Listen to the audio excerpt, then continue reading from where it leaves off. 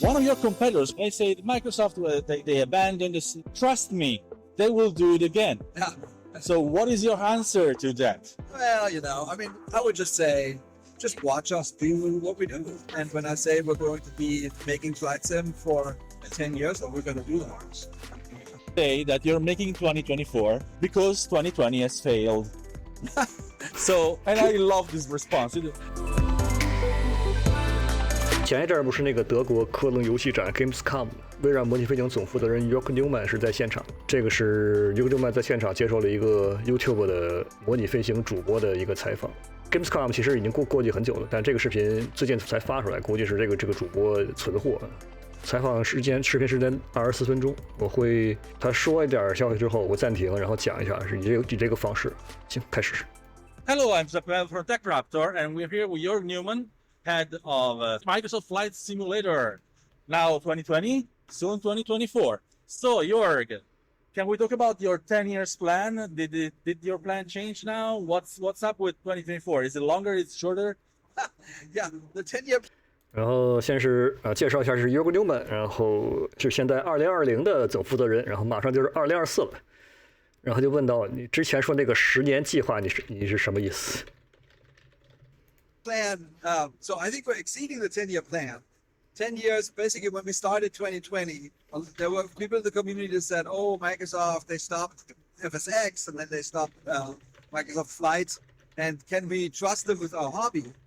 And I said, yes, you can. We'll be here at least 10 years. And I think at some point people said, oh, they're going to support 2020 for 10 years, which is, by the way, also still true. But my goal was to just say, we're here to stay. And that's actually the conversation I had back in the day when I first pitched the title to Phil Spencer. Phil also said, well, Jorg, if we start this, we can't just stop again. And I said, yep. So when I basically put the team together, every interview I had, every conversation I had was, hey, if you join this team, this is a 10-year deal at least. And everybody's like, let's do it. So that was the commitment I needed from all of us to make the product, and from the company. And Phil is obviously the CEO. He also knew that we need to be long-term. So where we are now is we're 3 years in. We just had our 3-year anniversary. Yay, that was great. Wonderful community stats. But really the important thing is it's so successful that we could say, well, let's make a sequel and make it even better. And there are a lot of reasons why we do a sequel, and I'm happy to talk about those. But now we are here, and with lots of energy going into 2024, and I believe we'll have extended the 10-year plan. Now to the 2020 thing, because people said, well, you're going to stop supporting 2020. No. So the goal is that when we first party make a new plane or a road update or a aircraft aviation update, they will also be in 2020. So think about it that way. There's going to be a platform that we have right now. There's a new platform that is allowing us to do more, quite frankly, because of we go even further into the cloud. But both games will be supported. Okay. 估计大家都知道，之前微软模拟飞行之前说过一个叫10年计划的这么个事儿。然后因为2024的出现，估计很多人都纳闷，你这10年计划是啥意思？你改口了吗？然后Jorg Neumann怎么说呢？也毕竟是在微软这边做高层的，所以老油条说的话还是就是在不说谎的前提下，尽可能说好话。也不能说画饼，他说的他确实是实话。首先是他这个解释了一下当时说这个10年计划是啥意思。第一点是因为就是他没说啊，但是他那个意思肯定是那个意思，就是在 FSX 的那档子事儿，微软直接毫无征兆的把 FSX 放弃了。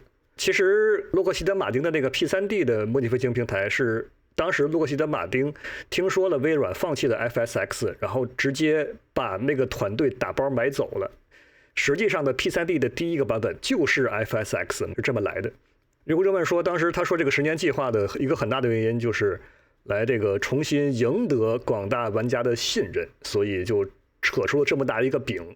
他还提到当时和 Phil Spencer 就是 Xbox 的老大来说这个事儿的时候， Phil Spencer 就说你们要做模拟飞行行，但你们只要这个项目一开，你就给我做下去。所以这个从 Xbox 高层这边也是支持他这个做长久的这么个设想。然后2020到现在已经过去3年了，按照Jorg Neumann自己的说法，原话啊，太成功了，让我们做个续作吧。因为2024呢，就是在他看来的这个项目的提出，10年计划的这个时间又会延长，对整个项目的预想现在已经要比10年要长了。当然这是在他看来啊，至于玩家们怎么去理解这个意思是玩家个人。然后2020他现在是确认是包括什么以后的官方飞机啊，还有一些定期的更新，2020也会持续的有。但是各位应该也能想到，既然2024现在是当一个独立平台来去开发和运作的话，那么2020肯定会久而久之，2020这边的支持会越来越少，这个是肯定的。然后继续下个问题。Okay, perfect. I'm going to ask you a slightly spicy question. Spicy. Yes. So, at Flight Sim Expo, one of your competitors, which I will not name, said something during their conference. They said they were talking about the history of the hobby. They said Microsoft they abandoned the and they say, trust me, they will do it again. Yeah. So, what is your answer to that? Well, you know, I mean, Micro Flight Simulator has been around for 42 years. It's the oldest franchise we have at Microsoft. Everybody in the company is actually really proud of it, and specifically now, I think we have unprecedented success in flight simming. It has gone beyond the core of the hobby, which is core simmers. We now have attracted other people. So I would just say, just watch us do what we do. Like we said, I think we are very conscientious of what we say and keep our word always. When we launched, we said we're going to make a big monthly update. And here we are 36 months later, and I think we have 40-something updates. And we continue to do those. And when I say we're going to be making flight sim for 10 years, we're going to do those. I would also say that. 刚才是这个采访的人抛出了一个难题。在之前有个展会叫 FS Expo， 微软去这儿展示2024的一些新技术。有一个竞品，我不能说是谁，但是有个竞品说，你看微软曾经放弃过我们玩模拟飞行的，相信我，他们还会继续放弃的。然后又另外说，从我们来看，2020现在是非常成功的，我们团队成员都很自豪，所以大家看我们做什么事就行了。你看30多个月过去了，持续更新了30多个版本。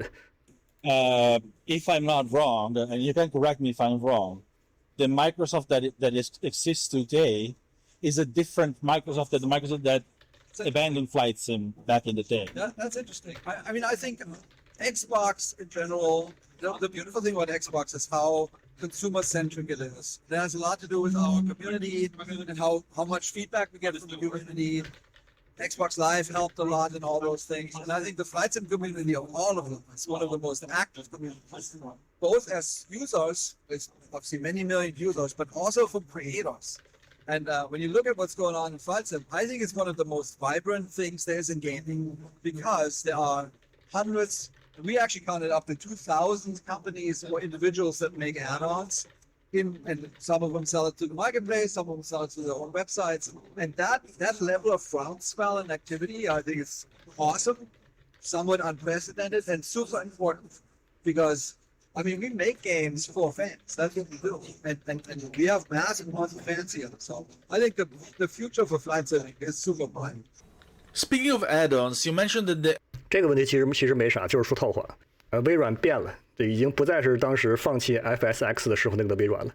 主要是现在微软模拟飞行是在 Xbox 的旗下来做的，然后 Xbox 整个部门是消费者主导的，就是现在可以说是在微软一个很罕见的一个部门。现在微软几乎所有的产品都是面向商业的。什么 Fly-by-wire 可没有说过 A380 今年一定出啊！如果你咬定这句话的话，请把你的消息来源说出来，谢谢。然后他那个Jorg Neumann还盛赞模拟飞行玩家社区，是说这个社区放眼整个游戏圈都是一个非常牛逼活跃的一个存在，尤其是各路插件作者太多了。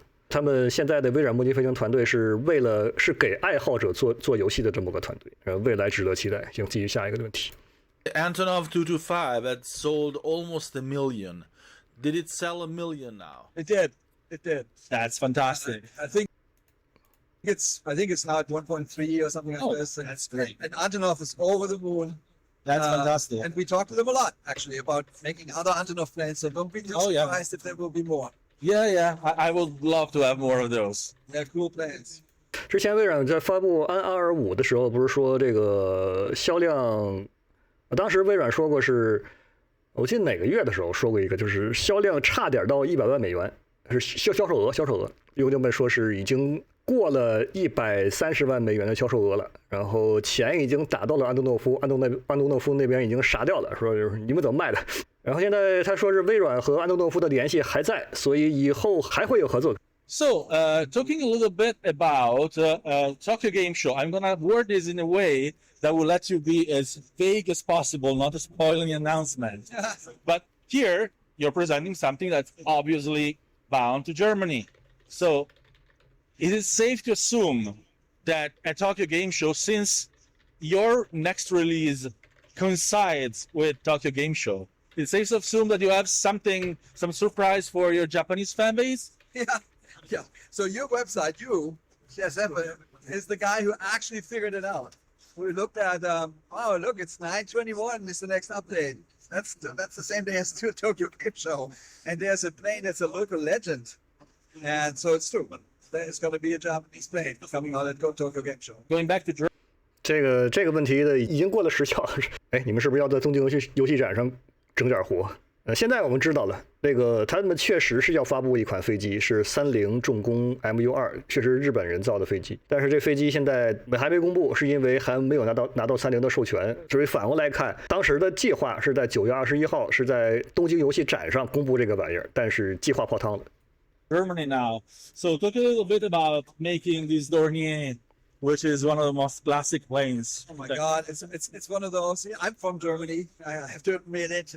So when you grow up in my age anyways, you grow up as a German kid, you hear a lot about airplanes. You know, Zeppelins came from here, right? Ferdinand Graf Zeppelin in 1909 or something. And then there were German planes. And then in flight sim, we've already embraced sort of the really great history of German aircraft. We have the Junkers F-13, the Boeing J, which was the first one that went around across the South Atlantic. And then we did the Junkers U-52. But the plane that always stands out, that everybody knows about, is the Dornier DO-X. Was conceived by Claude Dornier in the 20s. And the idea was to go compete with the big ocean liners that basically went back and forth between Europe and the United States. So this flying boat was the largest plane of its time. It's one of the few planes that has over 10 engines. And it flew to New York. And there's a famous travel. It went through like South America, came up to New York, and stayed in New York for 9 months. Not because of glory, because they had to do some repairs. But it was a real true innovation in aviation. And they only ever made 3, so they were highly popular, but not commercially that successful. And because 2 of them were actually where Giuseppe comes from, done in Italy, 1 was done in Germany, and all 3 are gone. There's nothing left. They sort of watched the landing in a lake in Bavaria for the German one. Then it was put in a museum and was destroyed in World War II. So there was almost nothing left. And I had almost given up the dream of creating the DO-X in flight sim. You know, we have this thing called digital preservation. We go to a bunch of museums, we scan the planes, we talk to curators and experts, but there were no more DO-X's. But I ran into this group led by a gentleman called Peter Kielhorn, who has something called the Freundes und Förderkreis DO-X. And they are currently building a real-life replica of the DO-X for the 100th anniversary. So for 2029, they're building the entire plane to scale. And they had done a decade worth of research, and they were gracious enough to give us all the research, the CAD model, all the drawings they found in various scattered through museums. And that made it possible to make this plane and to really make future generations be able to enjoy it, to appreciate what was done about 100 years ago. And that's the point of it. It's one of the points of Microsoft Flight Simulator is this: celebrate the history of aviation and its glorious creations over the years. 是在这上个月，不是有个官方飞机是 Dornier DO-X， 就是那个超大的一个飞艇，德国人造的。约格纽曼他本人是德国人，所以他就说，在德国其实这个 DO-X 几乎在德国喜欢航空的都知道这个飞机。但是这架飞机历史上只存在过3架啊，虽然出名，但是没人买。这么个飞机只存在过3架，因为种种原因，3架飞机全没了。要知道这个微软官方飞机做这么多古董呢，很多东西是他们找博物馆做的合作，所以这些飞机才能做出来。但是这玩意儿都没了，怎么办呢？其实Jorg Neumann他自己说了，他差点都想放弃了。但就在这个时候，他发现德国当地有一个团队正在1:1复原 Donner Dox。然后他们联系到那个团队，一拍即合，那个团队把所有的设计资料全给到微软了，然后这架飞机就出来了。在微软那个官方频道上，还有那个团队的那个整个的一个采访视频，如果各位感兴趣的话，可以看一看那个视频去。Okay, so who built this? Like, I mean, and what the developer? The developer is Oliver Moser, is the main developer. He was also on the Junkers. So all of our, it's important to be able to read all the documentation. So what we found, most of what we found was in the Staatsarchiv St. Gallen, so in Switzerland actually. But you have to read the plans. You have to basically, so it's a big help. And the artwork was done by our top group making art. They're called Laksha. And it's been going on for a long time. We've put a crazy amount of effort into this plane. I mean, we built the interiors because it was, think about it like an ocean liner in the sky. And there's like dinner rooms and sleeping rooms and all these other things. And we built all that. So I hope you check it out. It's a wonderful, wonderful aircraft. I'm super proud of it. And it's launching today. So 这是其实我们现在已经知道，当时不知道，就是这飞机谁做，他当时就说了。然后他又扯了扯，就是这个飞机其实是一个空中旅馆，里面啥都有。Oh, speaking about another series of aircraft that so far is only one. So the expert field, we can say that the ATR 4272 it was really successful. At least I love it. I absolutely love it. So tell me, do you already have something in the plans to continue that series? Definitely. Now the expert series, so as you probably know, in the flight simulation realm, there's something called study level, they call it. Study level, I think it's basically all the buttons are operable, all the systems are modeled accurately, failure systems are modeled accurately. And I didn't want to call it that. I want to call it expert level because sometimes the manufacturers of the plane do not want us to do the failures. Right? They're very sensitive to that. Like, obviously, it's their business.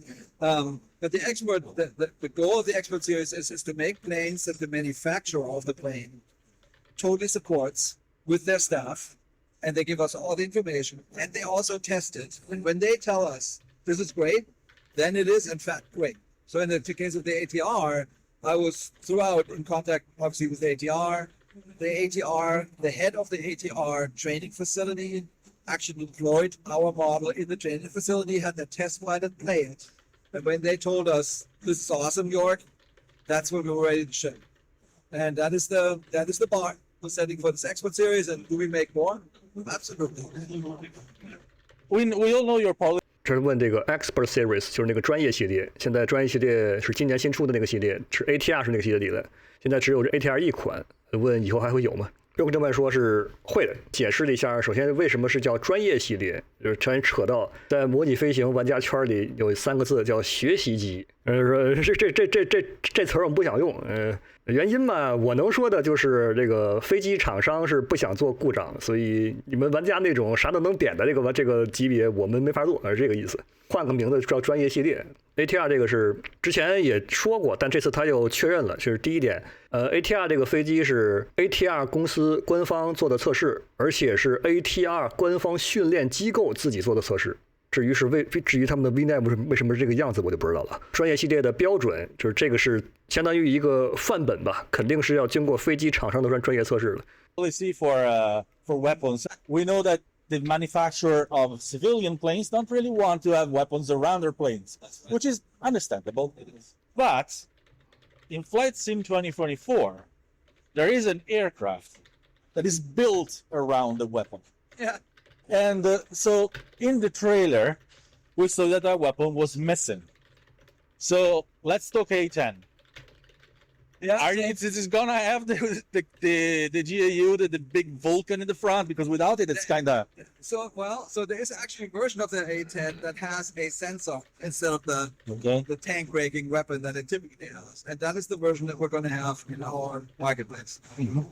这问题好，在微软这边，包括微软官方出的东西以及游戏内市场里，就是所有官方层面你能买到的产品里面是不可能出现武器的。主播他也说了，很大原因是民用机的厂商不想看到这个东西，因为微软模拟飞行里面所有微软第一方出的东西都是和飞机厂商有合作的。但是现在问题来了，2024预告片里面那个 A10啥情况 ？A10机头上没有机炮的话，就感觉很怪啊。然后Jorg Neumann说，A10有一个版本的机头挂的不是机炮，是探测器，做的是那个版本。I'm asking, since this is done by a pretty popular DC Designs developer, are you gonna allow them to have their own version with the Canon outside of the marketplace? Of course. I think I think this is similar to what's going on with liveries, where we only can publish livery or put liveries on planes where we have a license from the airline, historical or modern. But that hasn't kept anybody from adding liveries elsewhere. And I think this is similar, in my opinion. As long I can take responsibility for what we put into our marketplace, and if people do add-ons beyond that. So if the manufacturers have a problem with it, it's not your fault. It's a manufacturer issue per se. I mean, we have rules that we have to abide by, and this is important. I mean, we all want to enjoy big airliners, and they are clearly sensitive to having weapons. So we will never officially. We will never. Well, that's fair. As long as it happens somehow, everyone's happy, right? I mean, people have done it. Yeah. So there's nothing. It's an open platform. There's nothing we can do about it or hardly. Some people say 我们能想到，但是Jorg Neumann相当于是Jorg Neumann自己说了，你们玩家往外做插件怎么做，我管不着，所以那机炮你自己看着办。我拦不住你们，你们自己来。say that you're making 2024 because 2020 has failed. So, and I love this response, but I would like you to respond to this in the most diplomatic way you can, of course. Or if you don't want to be diplomatic, fine. It's not my responsibility what to say. Factually speaking, Flight Yes. Simulator 2020 is the most successful flight simulator ever made by probably a factor of 3 or 4. So is it not successful? No, it's very, very successful. It's so successful that there are hundreds, if not thousands of people making add-ons. And we are making a lot of additions. As you saw, we make new additions to the sim every single month. When you download all this, at some point or another, what you notice is your hard drive is full, and your community folder is full, and at some point it doesn't scale in. So for us, an architectural change had to happen, which is we explained that. Seb actually did a great job explaining that at the Flight Sim Expo. We have to go offload more to the cloud and be smarter about what is actually being put into memory. Because right now, some of the creators, and I fully understand why, they say, I'm going to make the best possible airport ever, and they put 8K textures on everything and infinite amount of polygons. And, while wonderful and beautiful and all that, it does cost a bunch of memory. And in the end of the day, that if you go too far, you either slow down the sim or you crash the sim on an Xbox. So you have to be careful with memory. And what we're doing with the cloud is we only fetch what is really drawn. Meaning, if you're very far away from an airport, we will only load the bitmap that is really needed at that distance. And that enables us to do more. So everybody wants more. We get lots of feedback. Oh, we want more of this, more of this, more of this. Well, at some point, you're sort of maxed out. And we are quite maxed out already on 2020. We keep optimizing, do what we can. But then there's some new creator coming in with topping everybody else, and that causes, frankly, some problems for the platform. So this new platform is a long-term play to be scalable for what I think there will be tens of thousands of add-ons, and the complexity will keep going up. And that's what the hobby wants. And so architecturally, what we're doing now is the right thing to do. It's needed, because otherwise we're just going down this path that we want to innovate and add, but we're on a platform that is outdating more and more, that gets heavier and heavier. So Flight Sim 2024, that's one of the reasons. The other one is a lot of people asked us, of course some of them asked us, and then all the newcomers have asked us, can we get activities? Can we do something beyond flying from A to B? And the answer is yes. And so we're fully embracing those, in my mind, community requests. Hey, let's give us something to do. And we took the path of recreating activities that exist in the real world of aviation. So if you want to become an aviator, if you're interested in that, maybe as a career, you will learn more and more about, here's what planes really do, or helicopters really do. and you get the context inside flight sim and you can train it. So 扯那么多，实际的问题就是一句话，有很多人说你们做2024是因为2020失败了，然后Jorg Neumann听到这句话直接先笑了一下，答案已经出来了啊，实在个扯淡。微软模拟飞行2020是有史以来最成功的飞行模拟软件，没有之一，太成功了，以至于现在有上千人在做插件。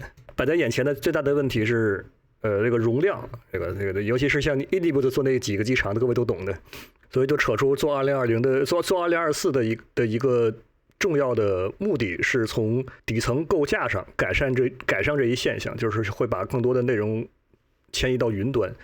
关于这方面的话，可以看我之前介绍2024新技术的那个视频，基本上就是在复述那个东西。Jorg Neumann的意思就是在2020的这个构架上再去做新东西的话，很有可能是越做越容易出事儿，因为底层构架现在已经不允许了。这个是相当于在技术层面上，这个有个学门叫技术债，就是一个系统你越做越深，但是以前老的东西如果不改的话，那你越往后做，你的成本越大。就是与其这样，不如就推翻了，然后造个新的。当然，2024并不是说完全推翻啊。About 2024, you revealed quite a few features already.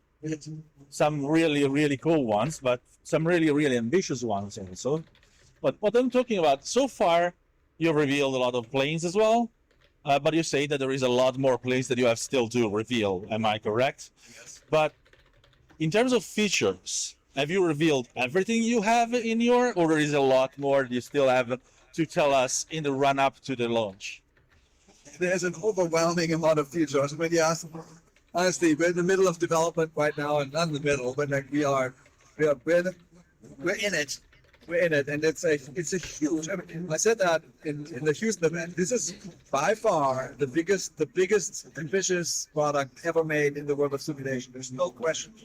With over 500 people working on this, experts in every field on just about anything imaginable. So we have barely scratched the surface about training. So we can say 2024现在有很多新的特性都公布了啊，还有很多饼，还有很多新飞机。那还有新特性没公布吗？有的，计划中的新特性还没有公布的还有很多。Jorg Neumann自己说是2024是迄今为止最有野心的模拟器。至于这野心指的是啥嘛，那我们就看结果吧。say that this is a completely different product. It's definitely not something that you could have made out into that. No. I mean, outside of the architectural changes, I think they go very deep, those architectural changes. So you couldn't have done what we're doing now.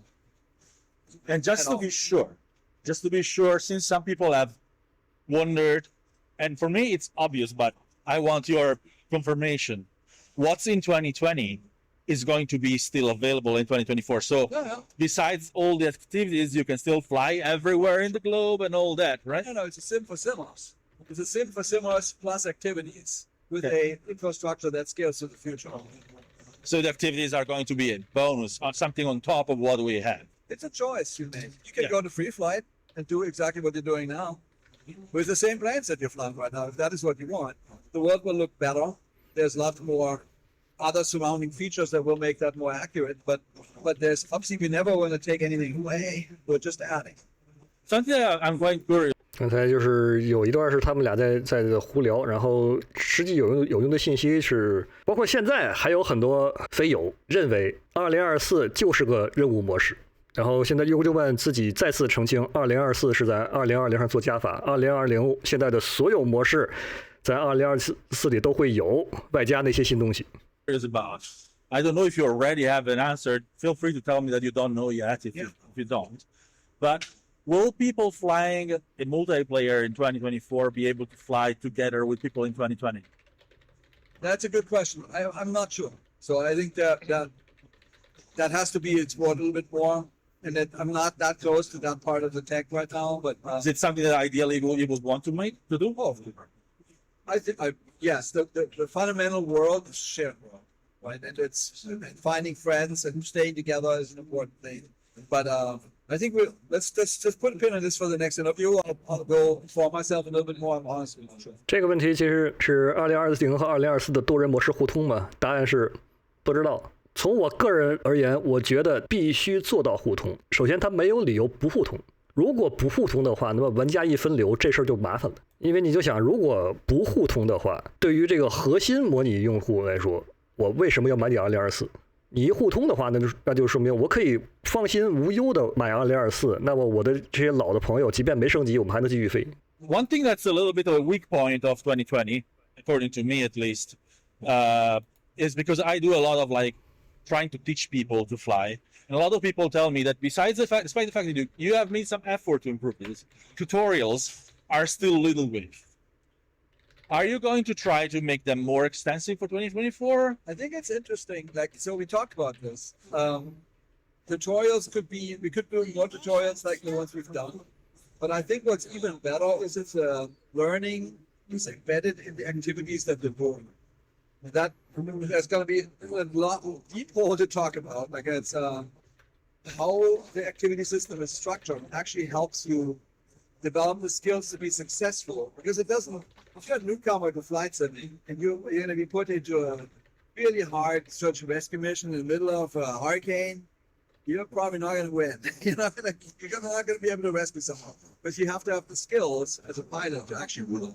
So you will naturally learn as you progress in the careers or the activities what you need to know. So that is a different type of tutorial, but I think it's going to be more effective. 这是现在2020里有一个很大的痛点是教程太弱了。当然，我个人觉得啊，现在的那个用塞斯纳152做的那个教程，我觉得还可以的。就至少像这种比较简单的飞机的话，你一俩小时下来的话，基本你能飞了，这个我觉得还可以。但是再往上，但是大客机啊，尤其像直升机啊，你根本就无从下手，游戏里根本不教你。然后又另外说是做教程可以，但是我们现在更倾向于用全新的活动系统来渗透这些知识。他就举个例子，比如说呀，有一个关卡是你要去开一架直升机去风暴里救人，你这关要想过，那你就真得会如何在风暴里开直升机。他说的这一个观点，现在在游戏界是被越来越多的人认可的。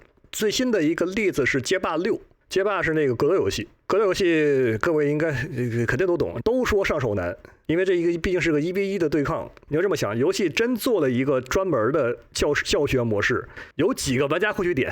真的是这个样子。因为我个人是常打格斗游戏的，这一点我知道，不会有人去主动的去点那个教学模式的，太少了。所以街霸6里面 Capcom 做了一个东西，是做了一个完整的独立的单人模式游戏。那个游戏是都有第三人称视角的一个独立游戏。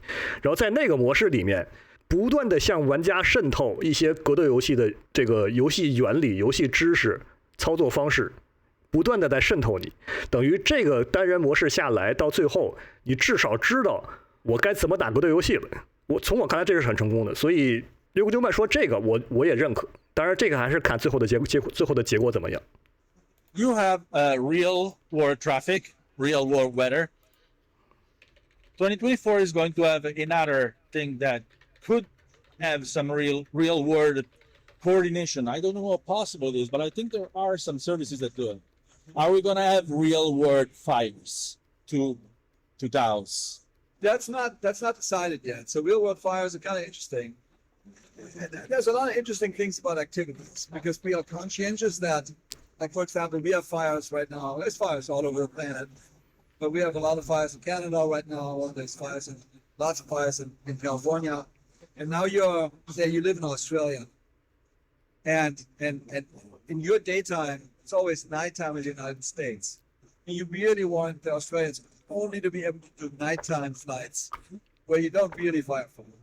So there's a system that we're developing right now, and I think it's the right way, where we offset that. So you can participate in things that it takes some of the real time, makes it a little bit more relative, but it's because we have a worldwide audience, and I think it's the right step. And is this something that you could perhaps 问的问题是，现在2020里已经有了真实交通、真实气象。那么2024预告片里已经出现像救火这种活动出现了。那么2024里会不会有真实的火灾呢？问题的直接答案是还不确定。但是Jorg Neumann在这个环节上扯出了一个新的系统，之前的我都不知道，他扯出来了，叫时间差异，offset。说差异可能这词儿不是特别好，解释一下是，比如说这个现在在加拿大有个火灾，但是你玩家你人呢，你住澳大利亚，你每天晚上上游戏，那边都是晚上怎么办？所以他们正在做一个系统，就是把这些实时的数据可以往前倒几个小时，是这么个系统。Apps applied to weather as well, so I can have weather from 12 hours ago. Yeah, maybe. So we're looking into weather right now because we sometimes get feedback. I was just in contact with, I think, a gentleman who works at the air traffic controls in New Zealand, and he gave some feedback that the weather forecasting is not great because we only have 3 weather points set in New Zealand. So we actually have the team looking at that right now because, as far as I know, with 80-something thousand data points that we take as truths, and then there's a weather prediction model in the middle. But something like New Zealand, where you have a lot of mountains, I think the weather tends to be microclimate weather. So we're looking at weather right now. But there are weather libraries of past weather and things like that. It's quite different, and they are never worldwide. They always have to fill in a bunch of stuff because they actually didn't have all the weather information, right? So weather is a big topic. Can't really speak to it beyond what I just said right this moment, but I hear you. And I hear that ever so often that people say, hey, can we have historical weather? And I'm honestly, like, I'm working on a lot of these local legends, right? There are some local legends that really ran into, severe weather. And can we replicate that severe weather on some of these missions? And the answer is currently, in 2020, the answer is no. So we're looking at that right now because we want to be able to create a storm or specific icing event because that's important. That is what made that flight challenging. So, but more to be said. Yeah. 问问题的朋友，就是问问题的主播，这个他听到有这么个新系统，然后就立刻就问了，那气象呢？然后就过去问说，气象现在还没法说，因为气象的数据量太大了。当然，再说一下，刚才说的这个是把实时的，就相当于微软那边把实时数据记录下来，然后我们玩家可以往前倒那么几个小时，说的是这么个系统。外军说的这个历史实时天气，这个是目前来看做不出来，因为Jorg Neumann他刚才也说到这个事儿了，他们已经去找过了。历史气象的数据其实是很匮乏的，尤其是像微软模拟飞行这种是需要全球数据的，很难做到。但他也没把话说死，后来也说了，就是我们还在探索这方面的东西，有可能会在2024里做出真正的历史气象来，但也不确定，反正这方面没有什么确定的。但唯一确定的就是实时数据能往前倒几个小时这个事儿，现在可以确定。I think personally, from what I read on forums, I think a lot of people would be happy already, even if you don't have full historical weather, if they were able to just offset it by 12 hours, Like it's nighttime, but I'm flying in Japan. Yeah. So if I offset it by 12 hours, I can have day weather instead. Okay, let me take that back to the team. We haven't had that particular discussion, but it's a good. Awesome. So do you have any last comment? So I'm letting you go because I see people starting to crowd up. Well, coming. Thank you for playing tonight, Tim. Thank you for being a fan. Giuseppe and TechRaptor, I read it every day. Lovely. I love what you do. Flights of 2024 is going to take us one step even above what we have right now. So I'm very, very excited about next year. There's going to be lots to talk about. Thank you very much, Jorg. I was Giuseppe Neva from TechRaptor with Jorg Neumann from Microsoft Flight Simulator. Bye. 这就结束了。这个最后是扯了一些家常话，然后这个主播是 YouTube 上的TechRaptor。这个有条件的朋友可以去关注他们的频道，这个甚至去看一遍他们原始的视频，给他们是涨个播放什么的。这种模式如果各位喜欢的话，以后我也会多找一些类似的视频，然后用这种方式来放一放。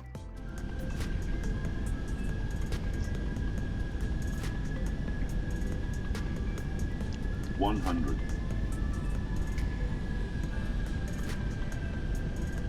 50 40 30 20 retard。我操，这个啥？又是这个扯大的 Papi 的。这个咋的？我操！说好了自动改屏的。这次太推晚了，没收油啊，老胡。我等了20收的呀。